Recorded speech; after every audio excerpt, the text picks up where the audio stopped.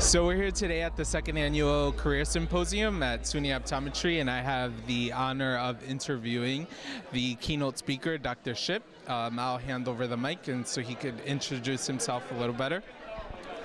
Thank you very much. Yes, I'm the Dean of the College of Optometry at The Ohio State University. I've been there for roughly almost 9 years now, coming there initially from Birmingham, Alabama, and prior to that being in the United States Navy. I'm really delighted to be here. I just have been blown away by the amount of enthusiasm that I've seen in the people who've attended this symposium, and it's extremely informative. It's the sort of thing that I would like to think that all schools would be able to provide for their students. So I commend you and your colleagues on a job well done. Great. So Dr. Shipp, can you talk a little bit more about what inspired you to pursue a degree in optometry? Well, I've always been interested in providing health services, and for me it was a matter of making a choice. And after I had a chance to observe people involved in medicine and psychology and dentistry and a couple of other professions, I decided that optometry worked best for me. Also, I was very motivated by the fact that many of the courses that I had to take were consistent with my interest. I love math, and I also love physics, and so obviously that prepared me well for many of the courses that are required for optometry school. Great. And what excites you about the field? Well, what excites me is that, number one, the conditions that we manage are conditions that are extremely important, both in terms of education for our students, also for performance. And there's also the opportunity to provide services that patients immediately understand, appreciate.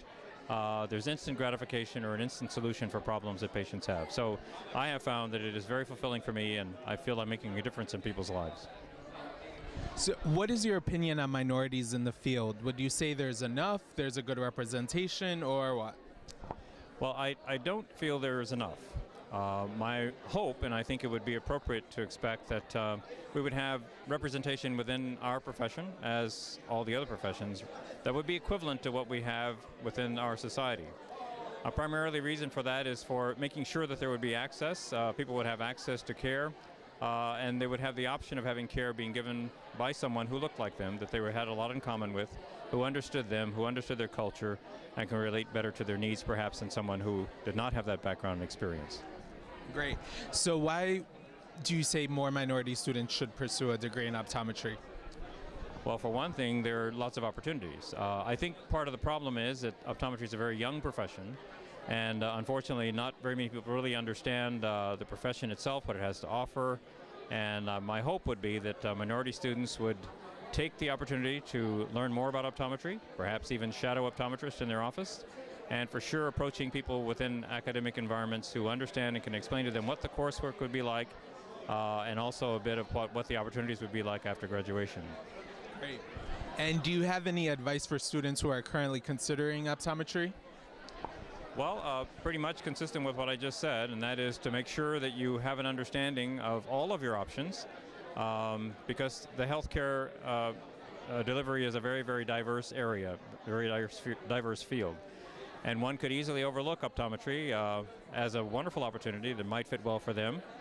I had the good fortune of basically stumbling into optometry just before going to college. I'm glad I did. I have enjoyed it tremendously, and I found that most of the people that I've met who have followed this profession feel much the same. Great. So as the former president of the Public Health Association, how would you describe the relationship between optometry and public health? I think it's a very good relationship, but I think like I mentioned before, public health is still learning about optometry. We owe it to ourselves as optometrists to make sure that public health understands us better. The fact that we do impact people's lives by providing quality of life. One of the most feared conditions in the country, other than death, is blindness or loss of sight. So we need to make that better understood. And public health is open and receptive. The fact that I was elected president would suggest, obviously, that public health does not have a problem with optometry. I think we need to do a better job of engaging, belonging, and promoting public health and involving ourselves in public health. All right, great. Thanks again, Dr. Shipp, for being here with us. It's a pleasure, and we hope to see you again in future events. Thank you. All right.